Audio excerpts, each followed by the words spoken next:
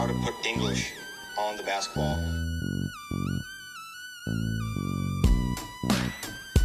Welcome to episode 13 of With the English podcast. Is it unlucky, Glen? 13? I think it is unlucky because if people are watching on YouTube today, I have quite a swollen left eye, and it's not because I bumped into Draymond Green and told him I'm a centre from Europe. I knew you were going to throw that in there. Just no. Or it wasn't the missus for you watching Lakers because she's fell out with you moaning about them. Quite possibly that could be the actual true story. But hot off the press, I thought I'd mention that because today a video got released. Or no, sorry, not a video. Draymond's podcast was released following his return to society, if you want to call it that. NBA Society, yeah. NBA Society, yeah.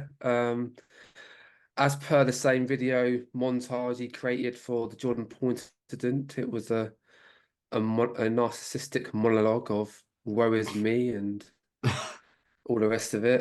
Have you caught up with it yet? Because I know you mentioned to me earlier that you hadn't seen any of what he had to say yet. I've seen the highlights on social, the usual Twitter stuff about him retiring and how commissioners stopped it and things like that. So I've seen little snippets of his podcast from people's takes on it. So I haven't actually seen it or heard it. To be fair, I've only seen snippets and it was enough for me. Yeah, I can't stand him, to be honest. Obviously, we had Ben on the other week. He mentioned about we might like him in 20 years' time. I hope that is the case still, but for the moment, I can't stand him. No, I agree, and I think when I said when I got into that conversation with you and Ben, Barkley wasn't super loved, and that's what I was thinking. But I think the more I thought about it afterwards, he had the spitting with the girl. He had a few altercations with fans out and about, like fighting a guy in Milwaukee. He got, there's a couple incidences. It's not several in a short space of time. So I don't know if he will be likable like that. So actually, I kind of retract some of my statements there. But yeah, Commissioner, did Adam Silver really like that's No, I get where you're coming from. That I never really thought narcissist, but I think he is. Like, really, did Adam Silver really? That's part of the PR to say I've got Adam Silver's backing. Yeah. The worst bit was about how his kids didn't know that he was at home for 2 days and he was in his man cave doing, I don't know. He was probably in his man cave for 2 days watching replays of him being a dick on the court.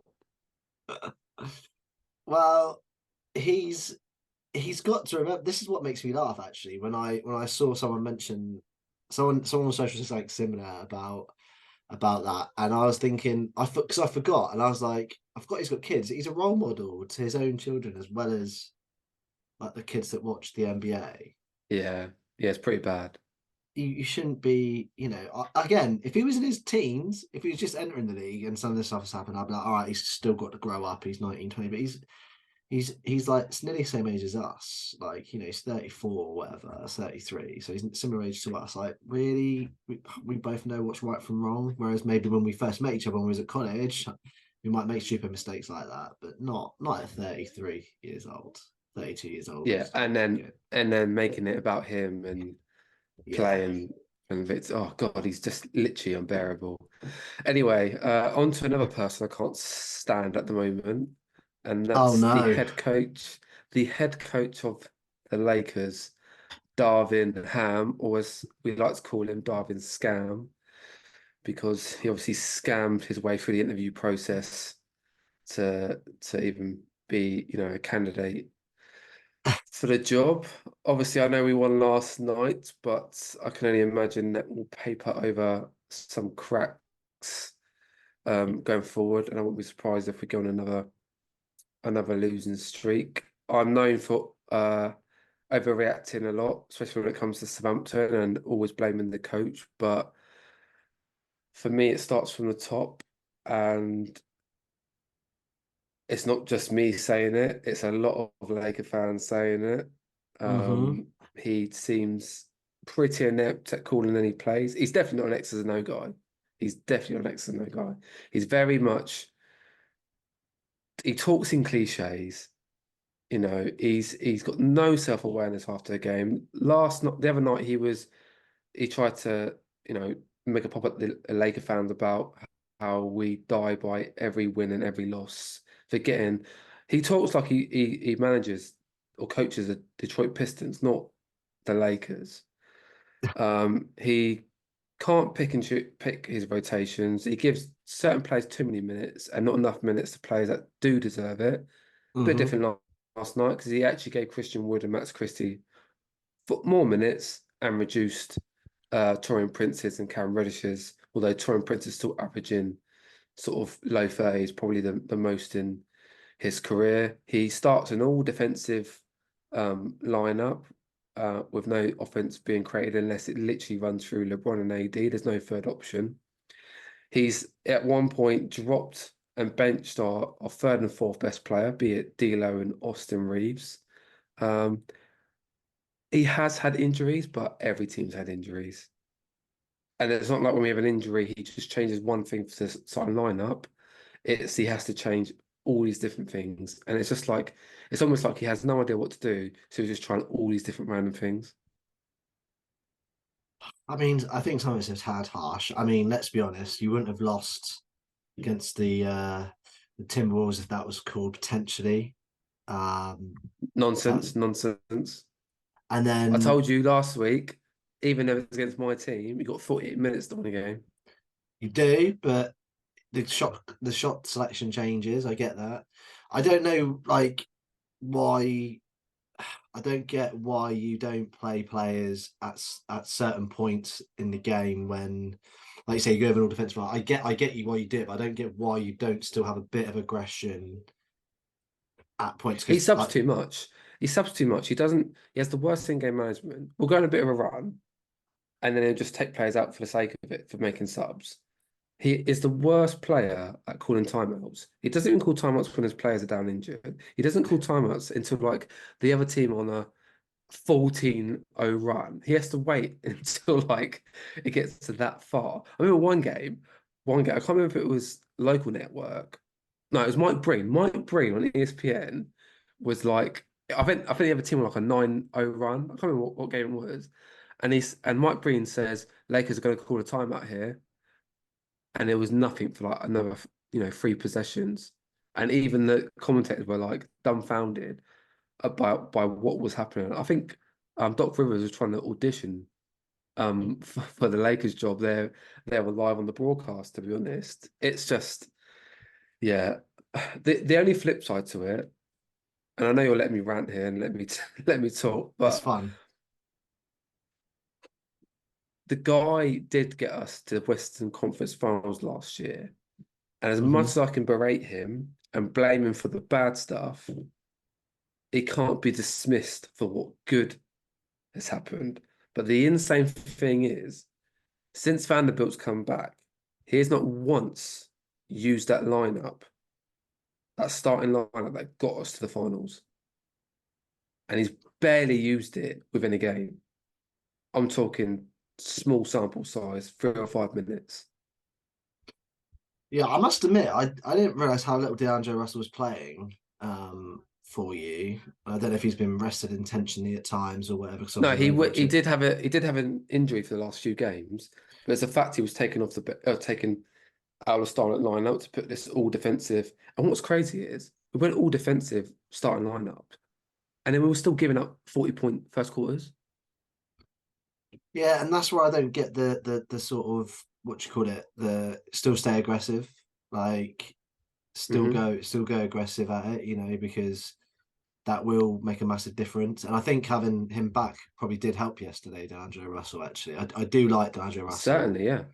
And I think you're right when you look at the players. I joked with you about Cam Reddish at the start of the season, and I think you said as well, like he peaked a bit early and kind of filtering down now. He But has, but there's still a role for him. It's just he doesn't need to play 35, 36 minutes. Yeah. No, I understand. There's always that player on a team when you're. I think you said about it, like Detroit, which is a bit harsh on Detroit because they're quite a big. I still think they're probably in the top 10 sports city markets in the US for their. Because obviously they got the Lions, they've got the Tigers, Yeah, I'm not they got necessarily mean it but by city and like franchise maybe size, but the Minnesota or someone record. like that, like maybe like But it's a more no, sorry, the more the yeah, record. yeah. Like a small city like Memphis probably is probably a bit more a team, a city where there's only one or two sports teams, and it's not like the major. It's not a major market in America. Like you could probably get away with saying, but fans will live and die. Like the radio stations will call in Of course we will. and do that. And it's not like we went on a 10-game winning streak and then we lost one and we've all lost our minds. Darvin, we're losing every game. Why Yeah, are we what not was it, like 4 or 5 frustrated? games Why? you lost before last night? It's not It was good. a 4-game losing streak. We did beat OKC, but then it was like 3 games losing streak for that. We are like 2-10, ironically, in like the last 12 games. It's just like we're not overreacting here. So then Things are bad. who's you going to replace him then? If you do a mid-season change now, why are you like in this right? What would you do? But that's one big reason why I think nothing's been action because you are right. Who is out there? I mean, you You know, mentioned Mr. Rivers, but I'm not sure. it's not, it's not the early 2000s or the mid 2000s. Like, I think it's been quite widespread that he just ain't got it for this day and age NBA, and that's why he's back to being a play-by-play analyst on ESPN. Agree. You could say Mike Budenhauser, Yeah. which would be hilarious if he takes Darvin Ham's job, considering Darvin Ham was his assistant in Milwaukee. But it's hard to know who's the right fit. And the reason I mentioned Southampton FC earlier is because you'll know firsthand the managerial changes. It's never been about everyone will react when you sack a coach and then the replacement's just as bad. For Hmm. me, there is a time when a coach does need sacking, but you make sure you make the right recruitment afterwards. So if the replacement's bad, that's the recruitment, not that the previous coach was good. Hmm. I agree. Yeah, you don't want to do a Southampton, which I think is famous now for hiring Nathan Jones after that, and it being a massive fail, and then realising when it was too late, and there was no managers available. And that's the other thing as well. Like I don't know if anyone would come in right now and take Mike off the street, but there's always a chance that they could. And then I think the other thing, you, I don't know if you've seen in media, is that there's a bit of a disconnect between the players and the coach. The other night, Darwin was basically blaming on health, whereas the players were like, we have no excuses. Every team has health problems. This isn't an excuse to not been playing well. And the Miami Heat game, they played, they played like they wasn't playing for the coach. And the Memphis game, I know I'm cynical, but the fourth quarter against Memphis, it almost looked like they were purposely losing. oh no. And it's like they won by mistake last night, always because maybe even the players knew that don't tank a game against the Clippers.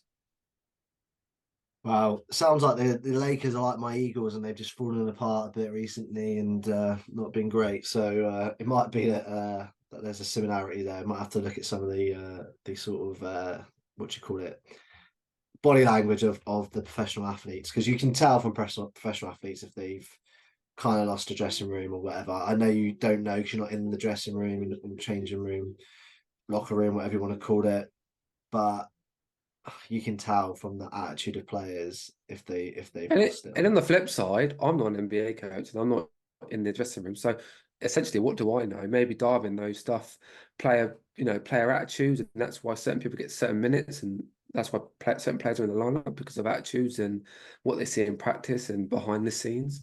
Yeah. So it's a cauldron of shit, basically, isn't it? And it's hard as a fan. I think we're allowed our opinions, and within a certain limit, of course, but sometimes you just want to see change when it's going Hmm. bad. And since the in-season tournament, it's just, sunk. You peaked too early. Yeah. We someone did. who's peaking all right though, and I said to you about was Wemby and him getting 100 blocks. First, I think the first player in a few years to do it. There's only like 6 people that done it since they recorded blocks. Wow. So I thought I want to talk a bit about Wemby, and you were like, let's talk about Defensive Player of the Year candidates. And I was like, that's a great idea. So Defensive Player of the Year. I can't believe that Wemby's going to be in the conversation as a rookie, but it's great that he is for the NBA.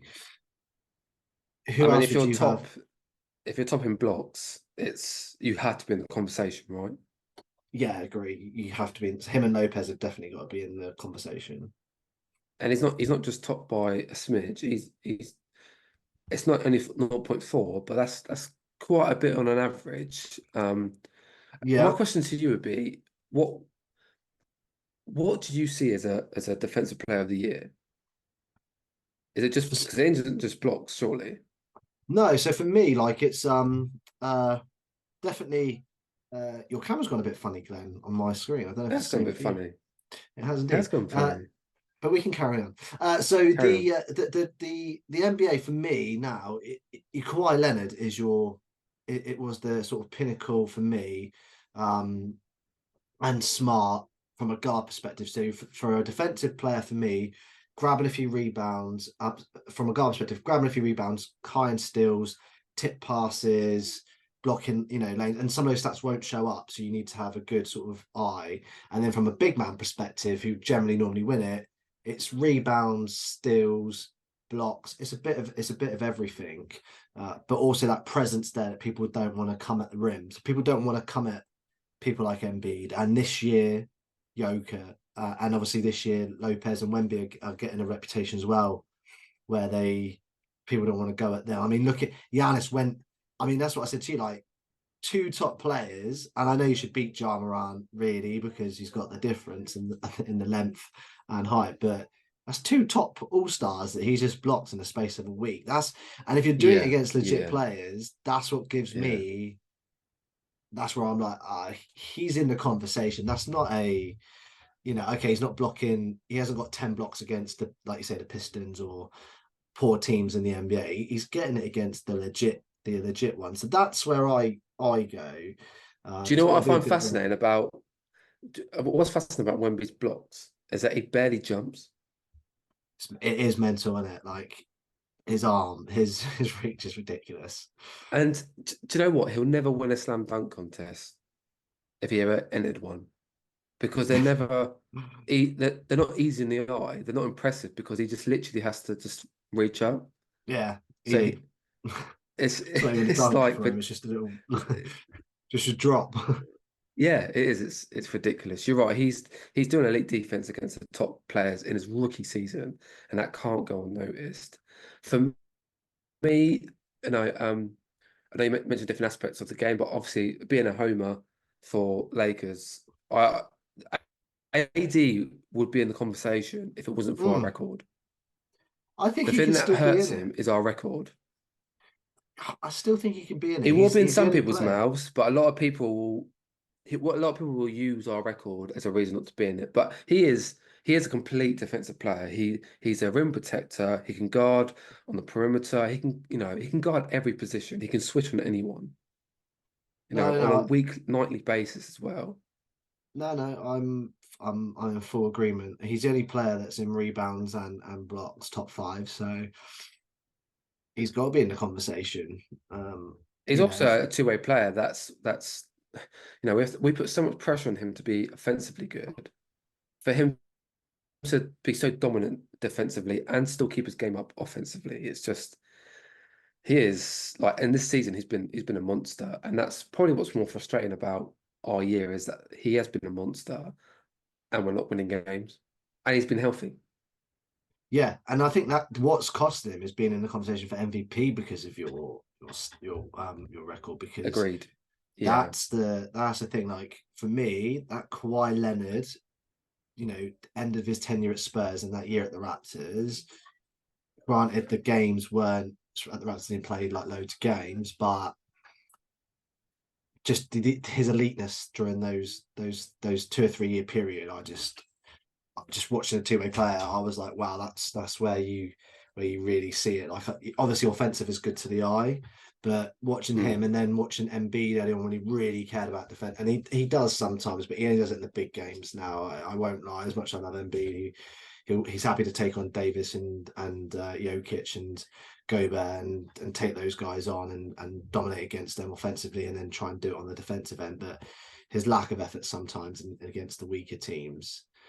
But when he first got into the league, it was just amazing watching that, like the blocks, like he just wanted to win so bad on the defensive end, and that's what I love about defensive players, and that's why I always have a soft spot for people like Feibel, who's have a really good year, or Covington, not so much now, but like the players that we've had that's come through the Sixers, and you see, and even Caruso, even though I don't rate him fully. I think he's slightly overrated.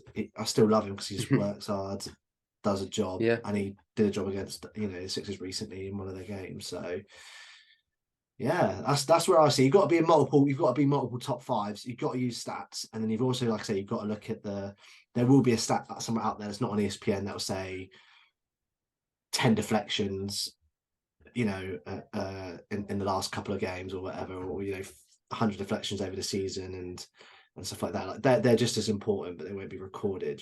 That deflection or whatever causes, or making people shoot poorly as well. That's not always like you find someone that will find someone on Twitter will have that stat somewhere. But if you can say, oh, AD made Jokic shoot 40% from the field, but when he wasn't guarding him, it was 70%. I do think that's quite subjective though, because sometimes, there was a stat about LeBron causing Leonard to shoot poorly last night, but you see some of his runouts to Leonard, he's barely putting in effort. It's more Kawhi missing than defensive coverages. So I think that's a bit of a subjective.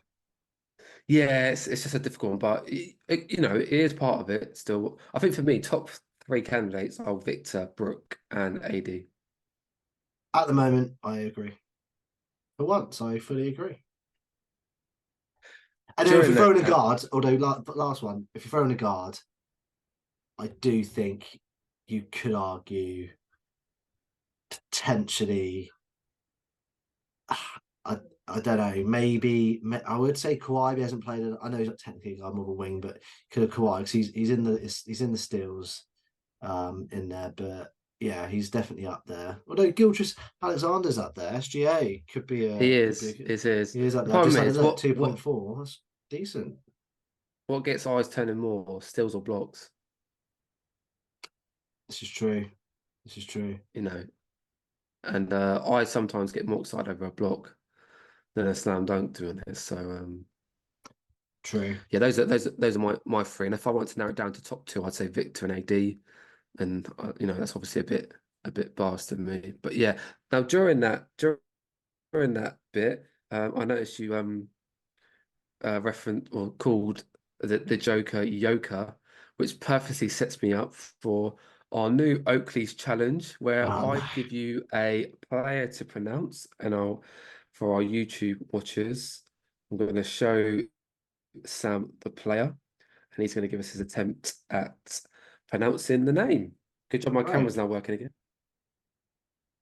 Is that backwards? No, but you got a blurry screen. So Brandon Podolsky. Podolsky? No. Cheers for this. Absolute knob. Blandin Podzemski. I've set you up to fail on that one because that last name is one of those European. Well, I assume it's European that doesn't actually pronounce how it looks. So it's Brandon Pajetsky. I don't even know who he plays for. So who does he play for? He plays for the Golden State Warriors, and he's been quite handy for the Warriors, to be honest. So you should know who he is. Well, it's been NFL season. Charles Sam Barkley. Yes.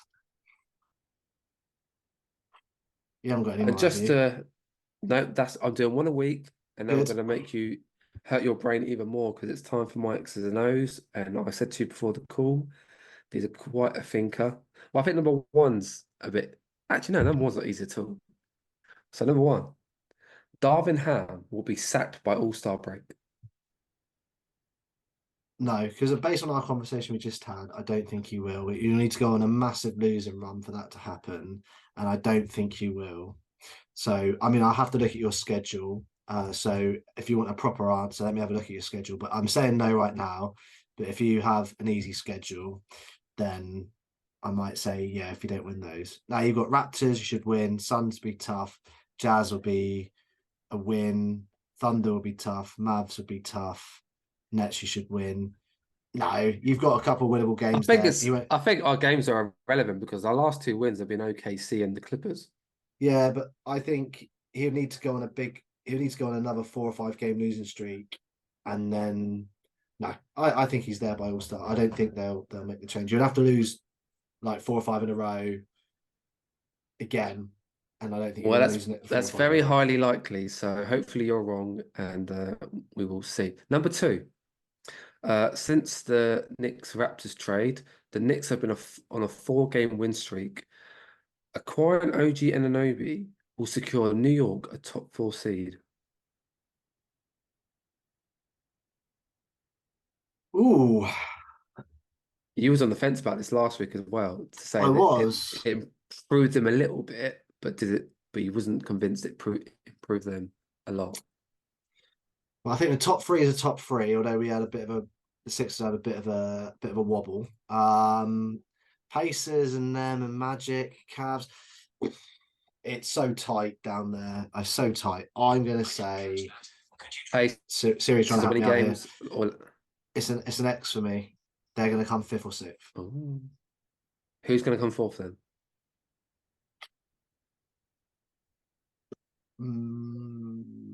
Pacers, because I think they'll make another move. Nice. I wouldn't disagree with that too much. Number 3. Now John Morant. Sorry, instead of you then. Morant. That's your fault, It Morant. is. Has returned. Memphis will sneak into the playing spots come 82 games. They're currently 4.5 games back from 10th. I'm gonna say, oh, they will get into the play-in. And they'll probably take our place, right? No, I think as the season goes on and time goes on, the Rockets will drop out, the Jazz will drop out, and The Jazz ain't in it. no, but they're below. So the Jazz are ahead of them. Oh yeah, well yeah, they Jazz, are. yeah. So they'll take over the Jazz. So that takes them into 12th. I think the Rockets will drop off. I think the Pels might drop off, and the Warriors, depending on the Draymond stuff. So I think that's 3 teams right there. And then yeah, so I think it's going to be potentially the Lakers. So that's who I'm going to go with. I'm going to say, oh, they will sneak in. I don't know how it's going to go though, but I just know that there's 2 or 3 teams that are definitely going to come across, and then I don't know the final sort of team that's going to sneak in at the 10 spot. Okay, number 4, Paolo Mm. Banchero has a higher ceiling than Anthony Edwards. Ooh, that's the toughest one. Yes. If it makes you feel better, I couldn't decide.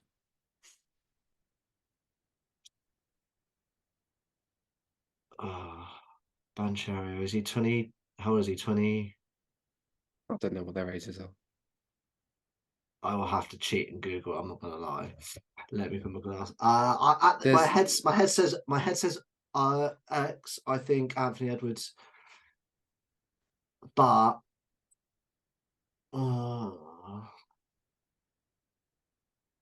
that is tough. My head straight away says X, but I'd have to. I could, but I think Anthony Edwards is going to be the face of the league. I think it's going to be. Players. I think it's going to be a very few interesting years ahead of us with those 2 teams. He's 21. How old's Anthony Edwards? 22. No, I'm going to say I mean, the Magic, he's made a massive difference this year. You got He to has think been from Orlando have jumped from what 12th, 13th up into those 4th, 5th, 6th places, whereas Minnesota have gradually got higher and higher, and they are top seed now. But I think Denver will overtake them eventually. It's very tough. It's very tough to call.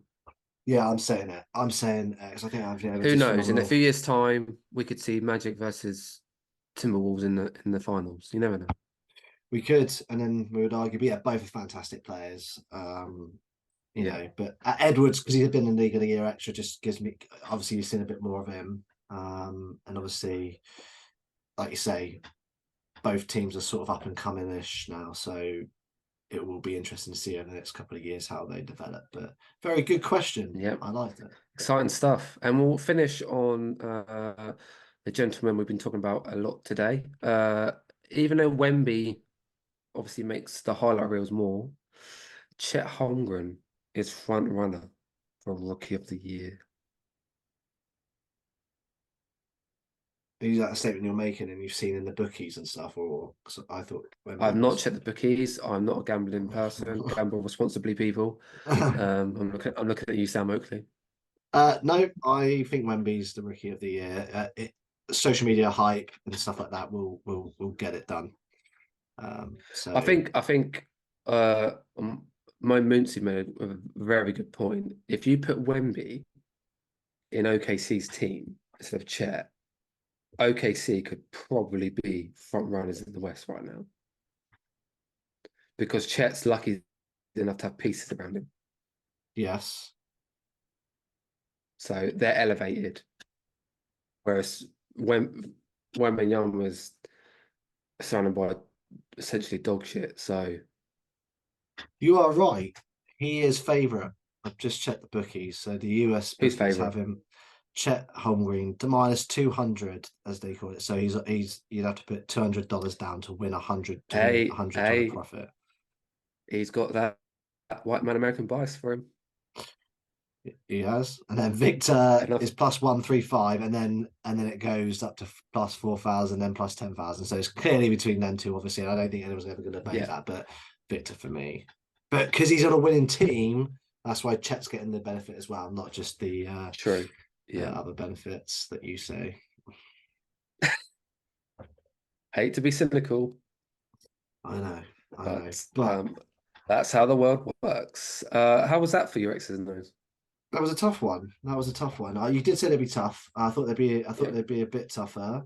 And I was thinking it was right. And then the last couple were pretty tough. I'll give you that. So it was kind of like a few little sort of semi layups, and then it was a deep three when they think my foot's on the line, and don't know quite whether it's going to go in or not with the last two. So Well, hopefully next week I'll be a bit happier. Whether I'm happier or sadder, less Laker talk or no Laker talk next week, because I'm sure people get bored of listening about the Lakers, but they're hot on the press right now. So they yeah. are.